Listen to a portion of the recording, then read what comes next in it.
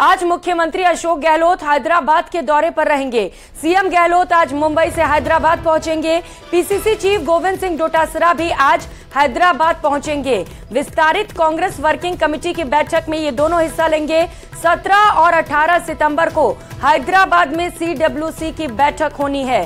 भारत जोड़ो मार्च में भी कांग्रेस प्रदेशाध्यक्ष शिरकत करेंगे। तो कल प्रवासी राजस्थानियों से भी रूबरू होने का कार्यक्रम रखा गया है। मिशन 2030 को लेकर प्रवासी राजस्थानियों से मुख्यमंत्री अशोक गहलोत मुलाकात करेंगे। राजस्थान फाउंडेशन की ओर से आयोजित ये कार्यक्रम है जिसमें मुख्यमंत्री अशोक गहलोत शिरकत करेंगे। साथ ही साथ डोटासरा भी इस कार्यक्रम में मौजूद रहेंगे। मिशन 2030 को लेकर बेहद महत्वपूर्ण ये बैठक मानी जा रही है। कांग्रेस वर्किंग कमेटी की बैठक 17 और 18 सितंबर को है, जिसमें शामिल होने के लिए आज मुख्यमंत्री अशोक गहलोत हैदराबाद पहुंचेंगे। साथ ही साथ पीसीसी चीफ डोटासरा भी पहुंचने वाले हैं। आगामी चुनाव को लेकर खास रणनीति तैयार की जाएगी। किस तरीके से चुनावी मैदान में उतरना है, इसे लेकर यह बैठक बेहद महत्वपूर्ण। सहयोगी बाबूलाल दहाल हमारे साथ जुड़ चुके। बाबूलाल, आज पहुंच रहे हैं मुख्यमंत्री हैदराबाद, डोटासरा भी पहुंच रहे हैं, क्या अपडेट उनके दौरे को लेकर?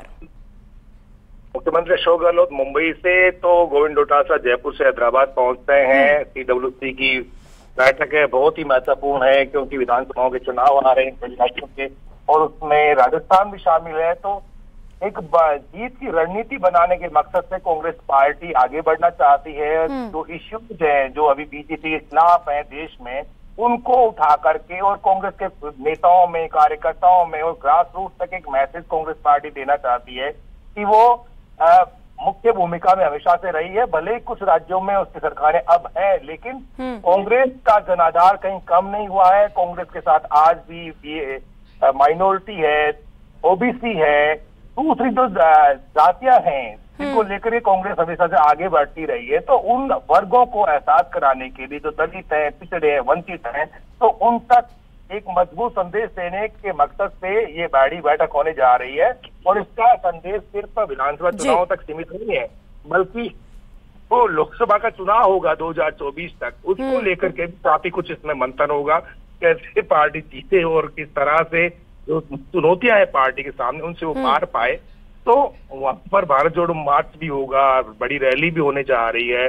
तमाम राज्यों के जो मुख्यमंत्री कांग्रेस शासित राज्यों के, वो भी इसमें शामिल होंगे। इसके अलावा जो कांग्रेस के प्रदेश अध्यक्ष हैं जितने भी राज्यों के, वो भी वहां पहुंचेंगे। तो कांग्रेस पार्टी एक नए दौर की शुरुआत करना चाहती है।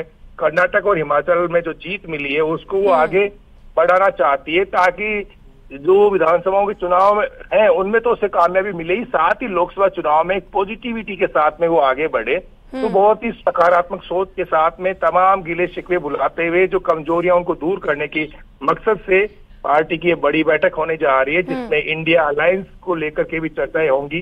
कांग्रेस लीड रोल में रहना चाहती है और उसके जो नेता हैं वो एक नए जोश और नए उत्साह का संचार पार्टी में करना चाहते हैं, ताकि जनता को लगे, देश की जनता को ये महसूस हो कि कांग्रेस पार्टी ही जो है वो बीजेपी का विकल्प है और बीजेपी को वही टक्कर दे सकती है। इसलिए छोटी छोटी तमाम समान विचारधारा के जो दल हैं उनको साथ लेकर इंडिया अलायंस में कांग्रेस आगे बढ़ रही है। और राहुल गांधी की सोच यही है कि कैसे भी हो, देश को बीजेपी से अगर कहीं मुकाबला कोई पार्टी कर सकती है तो कांग्रेस कर सकती है। इसलिए सारी चीजें इसी के मद्देनजर अगले 2 दिन में हैदराबाद में। बिल्कुल बाबूलाल, क्योंकि बीजेपी को टक्कर देना है। बीजेपी सबसे ज्यादा कार्यकर्ताओं वाली बड़ी पार्टी बन चुकी है। ऐसे में कांग्रेस के लिए एक बड़ी चुनौती है और हैदराबाद में रैली के जरिए शक्ति प्रदर्शन किया जाएगा, दिखाया जाएगा कि कांग्रेस में भी दम बाकी है अभी। बाबूलाल, इससे पहले जो सीडब्ल्यूसी की बैठक होने वाली है ये बड़ा महत्वपूर्ण है, क्योंकि आगामी चुनाव को लेकर रणनीति तैयार की जाएगी। मुख्यमंत्री और डोटासरा शामिल हो रहे हैं, और कौन कौन लोग इसमें हिस्सा ले रहे हैं बाबूलाल?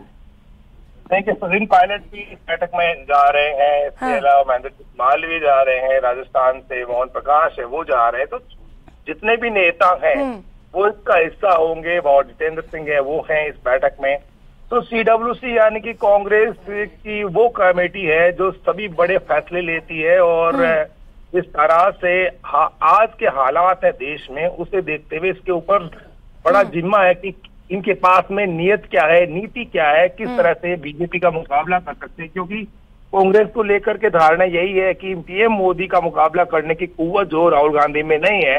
तो उस बात का जवाब देने के लिए राहुल गांधी दक्षिण से एक नई शुरुआत कर रहे हैं, क्योंकि उन्होंने अपनी भारत जोड़ो यात्रा का आगाज भी वहीं से किया था। बिल्कुल बाबूलाल, जहां से भारत जोड़ो यात्रा का आगाज, वहीं से एक और रैली की शुरुआत हो रही है। अब देखना है कि कितना समर्थन लोगों का इस रैली को मिलता है, कितना जनता का आशीर्वाद चुनाव में मिलता है। बहुत शुक्रिया बाबूलाल आपका तमाम जानकारियों के लिए। और अब बात जयपुर में बीजेपी की परिवर्तन यात्रा की करेंगे। जयपुर से ये बड़ी खबर आपको बताते चले, पहली यात्रा चौमू से शुरू की जाएगी। राज्यवर्धन सिंह राठौड़, अलका गुर्जर यहां पर मौजूद रहेंगी। तो वहीं दूसरी यात्रा बूंदी के केशव राय पाटन से शुरू होगी। बीजेपी प्रदेशाध्यक्ष सीपी जोशी इस यात्रा में शामिल होंगे। केंद्रीय कृषि राज्य मंत्री कैलाश चौधरी भी शामिल होंगे। तीसरी यात्रा परबतसर से शुरू की जाएगी। डीडवाना केंद्रीय मंत्री गजेंद्र सिंह शेखावत इस यात्रा में शामिल होंगे। सांसद बाबा बालकनाथ, सीआर चौधरी, ज्योति मिर्धा भी इसमें शामिल रहने वाली हैं। सीकर जिले में आज चौथी यात्रा का दूसरा दिन है। इस यात्रा में अर्जुन मेघवाल, राजेंद्र राठौड़ शामिल होंगे। तो अलग अलग चारों दिशाओं से परिवर्तन यात्रा निकाली गई है, जो अलग अलग जिले में एंटर कर रही है और भव्य स्वागत वहां पर इस यात्रा का कार्यकर्ताओं द्वारा किया जा रहा है और कार्यकर्ताओं में भी जबरदस्त उत्साह है। तस्वीरें भी आपको दिखा रहे हैं, जहां पर आज अलग अलग जगहों से ये चार जो परिवर्तन यात्राएं हैं वो निकलने वाली हैं। सहयोगी सौरभ हमारे साथ जुड़ चुके हैं। सौरभ, खास तैयारियां की गई होंगी वहां पर, कितना उत्साह कार्यकर्ताओं में? जी बिल्कुल, देखिए जहां जहां से यात्रा गुजर रही है वहां पर बीजेपी कार्यकर्ताओं का जबरदस्त स्वागत द्वारा किया जा रहा है। देखिए अब यात्रा जो है वो अपना आधा जो समय है वो पूरा कर चुकी है और अब आखिरी दिनों में है, चूंकि 22 तारीख को, संभवतः 22 सितंबर को तमाम यात्राएं जो है वो उनका समापन जो है वो हो जाएगा। जहां उनको गंतव्य स्थल पर पहुंचना वहां जो है वो पहुंचेंगी और 25 तारीख को पीएम मोदी जो है वो जयपुर में सभा करके इस यात्रा का समापन जो है वो करने वाले हैं। लेकिन जिस प्रकार से चार यात्राएं हैं वो अलग अलग जगहों से गुजर रही है। आज पहली जो यात्रा है वो 126 किलोमीटर जो है वो चलेगी, जबकि दूसरी यात्रा जिसका नेतृत्व फिलहाल सीपी जोशी प्रदेश अध्यक्ष कर रहे हैं वो आज 140 किलोमीटर की दूरी जो है वो तय करने वाली है। इसके अलावा तीसरी यात्रा जिसमें गजेंद्र सिंह शेखावत केंद्रीय मंत्री हैं, वो यात्रा जो है वो कई क्षेत्रों से जो है वो गुजरते हुए करीब 100 किलोमीटर का रास्ता जो है वो तय करने वाली। तो चारों ही यात्राएं लगातार जो तय समय अनुसार है उसके अनुसार आगे बढ़ रही है और इस दौरान बीजेपी जो है वो अपने पक्ष में माहौल करने की तैयारी कर रही है। यही कारण है ना सिर्फ प्रदेश स्तरीय नेता बल्कि दूसरे राज्यों के नेता और केंद्रीय मंत्री भी इन यात्राओं में न सिर्फ शामिल हो रहे हैं बल्कि बीजेपी के पक्ष में माहौल किस प्रकार तैयार किया जाए उस पर जो है वो अपनी बात जनता के सामने रख रहे हैं। जी सौरभ, ये बड़ी बात आप बता रहे हैं कि यात्रा आधा सफर पूरी कर चुकी है। क्या लग रहा है आपको, जिस मोटिव से इस यात्रा को निकाला गया था उस मोटिव को बीजेपी पूरा कर पाई है? जन समर्थन मिल पा रहा है उतना लोगों का? जी बिल्कुल, देखिए कई जगहों से इस प्रकार की तस्वीर आ रही है कि बीजेपी के जब यात्रा गुजर रही है तो बड़ी संख्या में न सिर्फ कार्यकर्ता बल्कि आम लोगों द्वारा जो है वो स्वागत किया जा रहा है। लेकिन कई जगह पर ऐसी भी तस्वीरें आई जहां पर संख्या बल जो है वो काफी सीमित रहा है। ऐसे में सवाल भी उठे थे कि इन परिवर्तन यात्राओं में इस प्रकार का रिस्पॉन्स जो है वो नहीं मिल रहा है। लेकिन कह सकते हैं कि मिला जुला प्रभाव जो है वो देखने को मिल रहा है। लेकिन इन यात्राओं का ठीक है सौरभ, यानी कि मिला जुला असर फिलहाल देखने को मिल रहा है। कई जगहों से बहुत अच्छा रिस्पांस तो कई जगहों पर ठंडा रिस्पांस भी मिल रहा है। अब देखना है कि जहां से अच्छा रिस्पांस मिल रहा है वो भीड़ वोट में कितना तब्दील हो पाती है। बहुत शुक्रिया सौरभ तमाम जानकारियों के लिए। और कल इस बीच मिल रही एक और बड़ी खबर का, 12 में बीजेपी की परिवर्तन यात्रा से जुड़ी ये बड़ी खबर आपको बता दें। गुजरात के सीएम भूपेंद्र पटेल इसमें मौजूद रहेंगे। बीजेपी की परिवर्तन संकल्प यात्रा में वो भी शामिल होने वाले हैं। 17 और 18 सितंबर को जिले में परिवर्तन संकल्प यात्रा में भूपेंद्र भाई पटेल भी शामिल होंगे। यात्रा को लेकर जिला बीजेपी द्वारा तैयारियां पूरी कर ली गई हैं। खासा उत्साह बीजेपी कार्यकर्ताओं में, क्योंकि गुजरात के सीएम खुद वहां पर पहुंच रहे हैं। ऐसे में तैयारियां और भी ज्यादा भव्य की गई हैं कि जब भूपेंद्र पटेल यहां पर पहुंचे तो उनका भी खास अभिनंदन किया जाए और निश्चित तौर पर जब वो यहां पर पहुंचेंगे तो यात्रा को और भी ज्यादा बल मिलने वाला है। 17 और 18 सितंबर को यात्रा में भूपेंद्र भाई पटेल शामिल होने वाले हैं, जिसे लेकर तैयारियां पूरी कर ली गई हैं।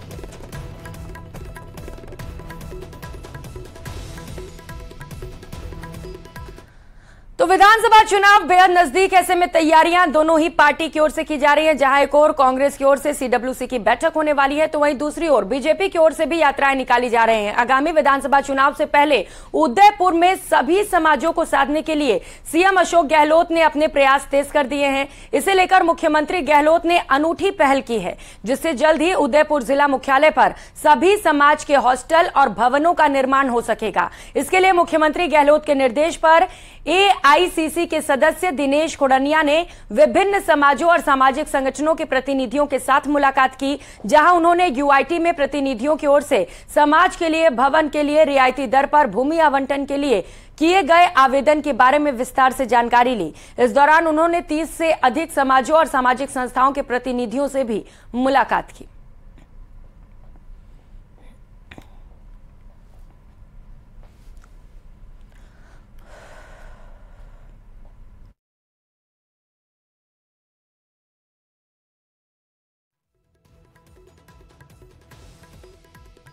जी की घोषणा है कि आप मांगते मांगते थक जाओगे, मैं देते देते नहीं। तो हमारे उदयपुर डिवीज़न के सर्व समाज के समाज हित में सब पदाधिकारी उनके समाज के हॉस्टल बनाना चाहते हैं, स्कूल बनाना चाहते हैं और उदयपुर हेडक्वार्टर पे हर समाज का हॉस्टल हो, शिक्षा आगे बढ़े। कुछ चिकित्सा के क्षेत्र में भी संस्थाओं ने आगे बढ़ कर के सरकार से ज़मीनें मांगी हैं।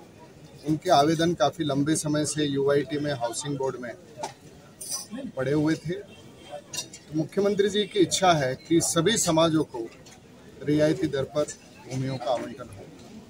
तो आज यहाँ पर उदयपुर के लगभग 30 समाजों ने जो आवेदन कर रखे हैं विभिन्न संस्थाओं को, तो उन सब ने माननीय मुख्यमंत्री जी के नाम ज्ञापन दिया है कि उनको ज़मीनें जल्दी से जल्दी मिलें।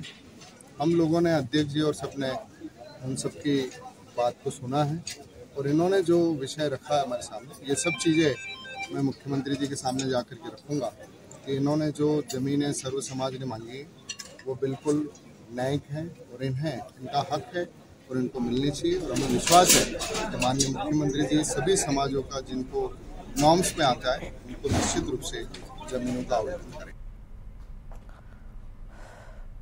उधर बीजेपी की परिवर्तन संकल्प यात्रा शुक्रवार रात बूंदी जिले के हिंडोली में पहुंची। इस दौरान यात्रा का जगह जगह पर भव्य स्वागत हुआ।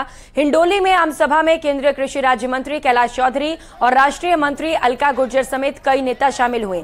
इस दौरान कैलाश चौधरी और अलका गुर्जर ने राजस्थान की कांग्रेस सरकार पर जमकर निशाना साधा।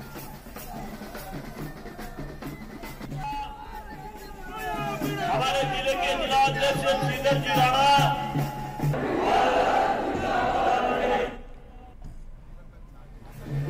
पिछले कई दिनों से मैं देख रहा हूँ, जब से यात्रा प्रारंभ हुई है तब से सब जगह जिस तरह से स्वागत किया जा रहा है इस यात्रा का, इससे स्पष्ट होता है कि राजस्थान के अंदर जो जंगल राज है, तो आज राजस्थान के अंदर जो करप्शन और जिस तरह से लूट मची है, इसको लेकर जनता में आक्रोश है। किसानों के साथ में धोखा किया, युवाओं के साथ में धोखा किया, उस सरकार को राजस्थान की जनता कभी बर्दाश्त नहीं करेगी।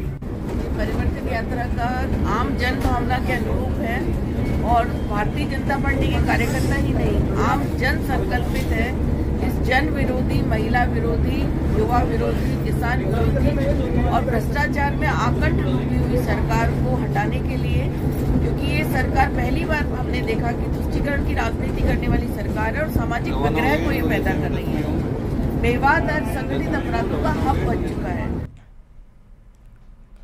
वहीं नागौर में बीजेपी की परिवर्तन संकल्प यात्रा के दौरान प्रदेश प्रभारी अरुण सिंह ने कांग्रेस पर जमकर निशाना साधा। उन्होंने कहा कि केवल फॉर्च्यूनर भर के विधायक ही इस बार विधानसभा जाएंगे। साथ ही उन्होंने प्रदेश सरकार के मंत्रियों पर तंज कसते हुए कहा कि मंत्रियों ने सब गोल्ड छिपा कर रखा है।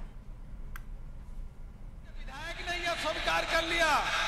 उन्होंने कहा गहलोत जी इस बार इतने कम विधायक आएंगे एक फॉर्च्यूनर में भी बैठ करके विधानसभा नहीं जा पाएंगे। यही हालत कांग्रेस की होने वाली है। जहां सचिवालय में 1 किलो सोना पकड़ा गया, अरे गहलोत जी अभी तक ईडी ने 5 करोड़ का और सोना आज ही पकड़ा है। कितना सोना आपके सचिवालय में है कितना सोना आपके अधिकारियों के पास है? ये सब गरीबों का लूटा हुआ सोना जो है या पैसा है आप और आपके मंत्रियों के पास है। बड़ी खबर का भरतपुर से बड़ी खबर सामने आ रही है। नासिर जुनैद हत्याकांड से जुड़ी इस वक्त की सबसे बड़ी खबर आपको बताते चले। आरोपी मोनू मानेसर से पूछताछ में बड़ा खुलासा हुआ है। आरोपी मोनू मानेसर के मोबाइल से कई वीडियोस बरामद किए गए हैं। हत्याकांड के बाद फरारी काटने मोनू मानेसर विदेश भी गया था।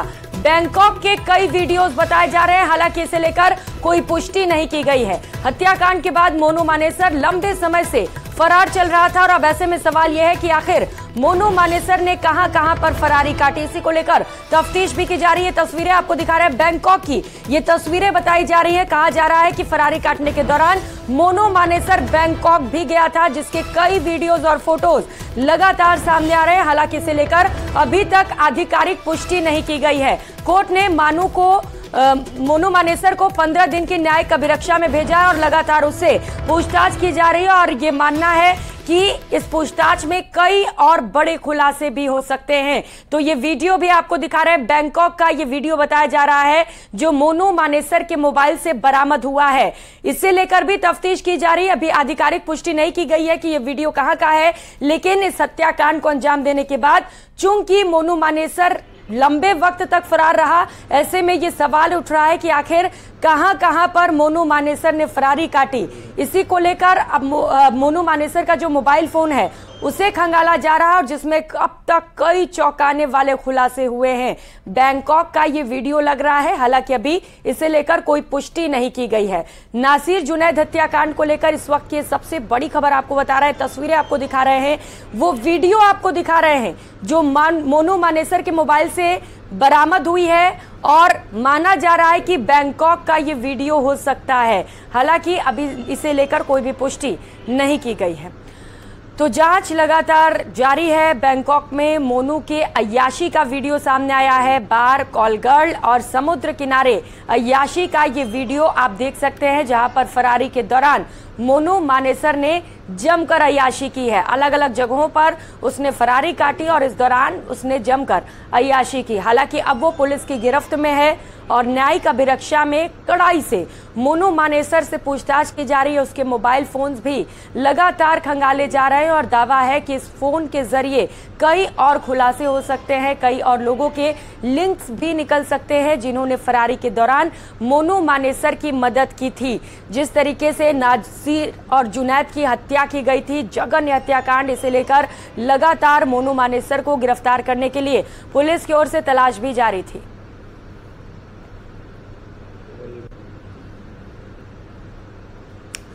और भरतपुर से सहयोगी दीपक इस वक्त सीधे हमारे साथ जुड़ चुके हैं ज्यादा अपडेट के साथ। दीपक, वीडियो सामने आया है, बैंकॉक का बताया जा रहा है, क्या कोई इसे लेकर पुष्टि की गई है? क्योंकि अय्याशी करते हुए नजर आ रहा है मोनू मानेसर इस वीडियो में।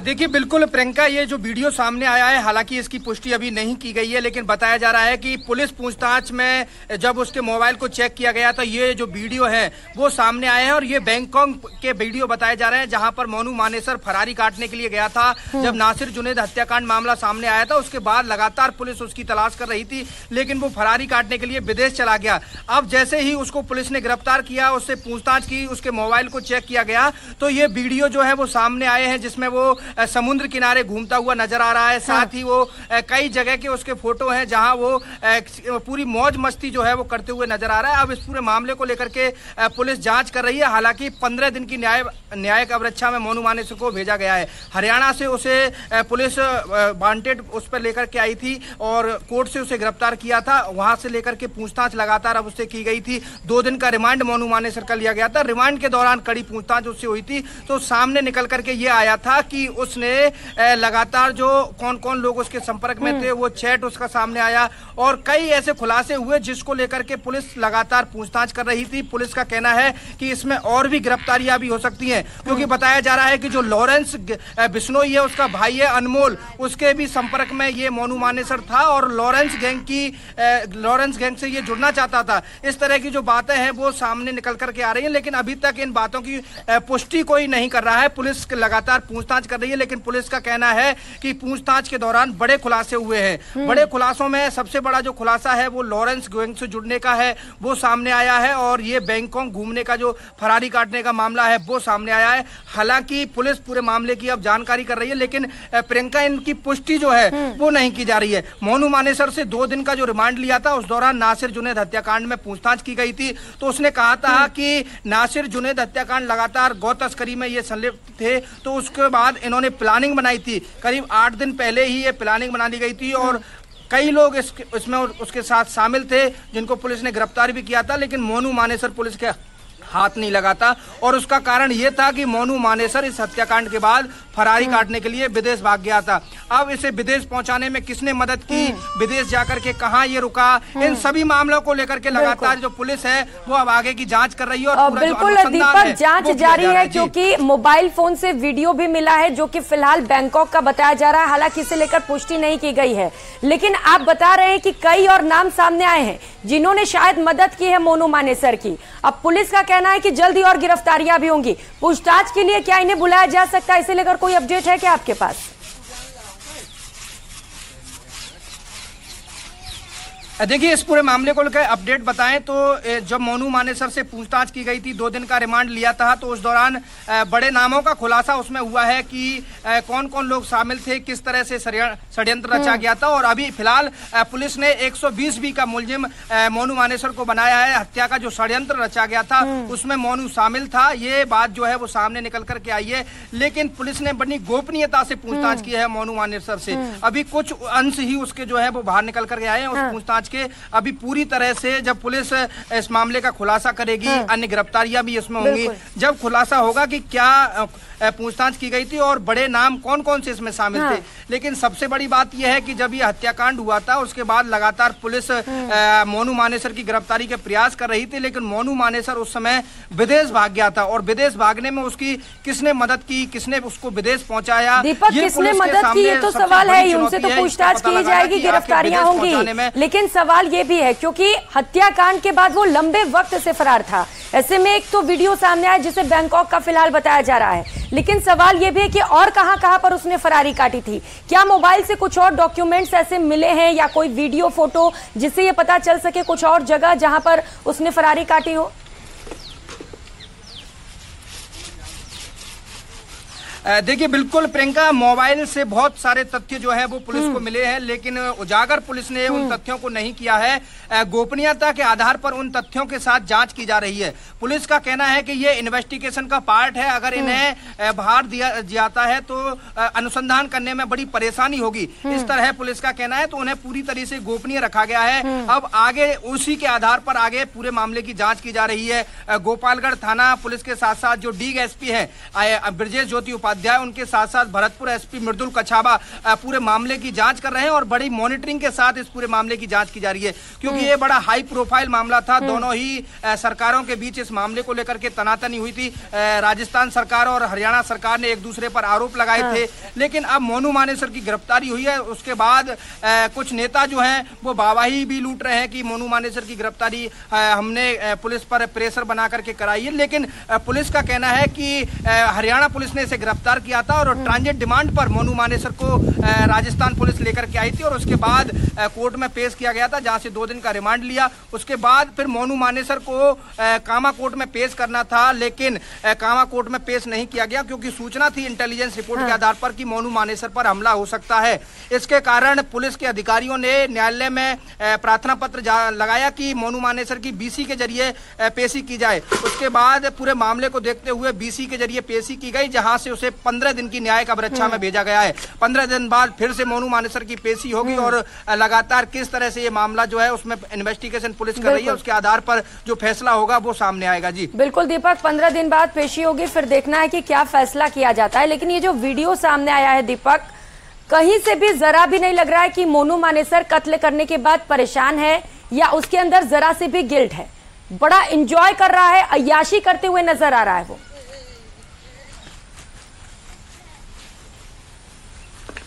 देखिए, बिल्कुल जब से ही हत्याकांड मामला सामने आया था प्रियंका, मोनू मानेसर को बिल्कुल पश्चाताप नहीं है। मोनू मानेसर से जब उसे जेल ले जाया जा रहा था, उस दौरान भी हमने कहा था कि मोनू इस फैसले को लेकर के क्या कहना चाहोगे आप? तो उसने कहा था कि जय गौ माता, जय श्री राम। उसके चेहरे पर मुस्कान थी, बिल्कुल भी हैरान नहीं था मोनू मानेसर। पुलिस जब उसे ले जा रही थी, उसे बुलेट प्रूफ गाड़ी में ले जाया गया था, बख्तरबंद गाड़ी में, और उसे जेल पहुंचाया गया था। लेकिन मोनू मानेसर के चेहरे पर वही मुस्कान थी जो पहले थी, यानी कि नासिर जुनैद हत्याकांड को लेकर के बिल्कुल परेशान नहीं था वो। और पुलिस ने उसे इस तरह से भी जानकारी आ रही है कि बताया है कि इसकी प्लानिंग पहले ही कर ली गई थी और पूरी प्री प्लान के साथ इस मामले को अंजाम दिया गया था। यानी कि साफ तौर पर इन्होंने नासिर जुनैद की जो हत्या का मामला है उसे पहले ही प्लान किया था और उसके बाद ठीक है। बिल्कुल दीपक, अपडेट्स आपने बताई, बहुत शुक्रिया आपका तमाम अपडेट्स बताने के लिए, क्योंकि ये वीडियो सामने आया है। हालांकि अभी से लेकर एक बार फिर से दर्शकों को बताते चले, कोई आधिकारिक पुष्टि अब तक नहीं की गई है, लेकिन आपको एक बार फिर से चलिए समझाते हैं कि आखिर ये पूरा मामला है क्या।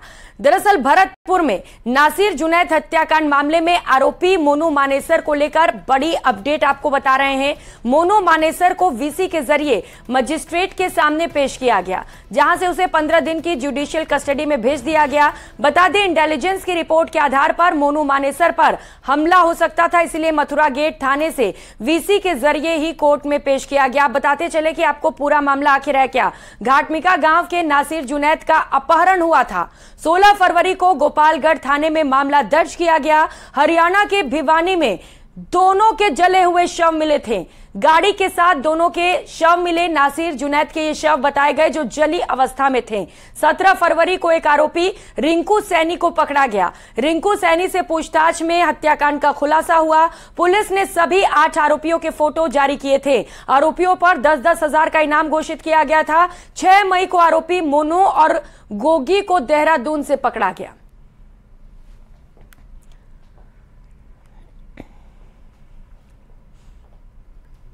तो फिलहाल मोनू मानेसर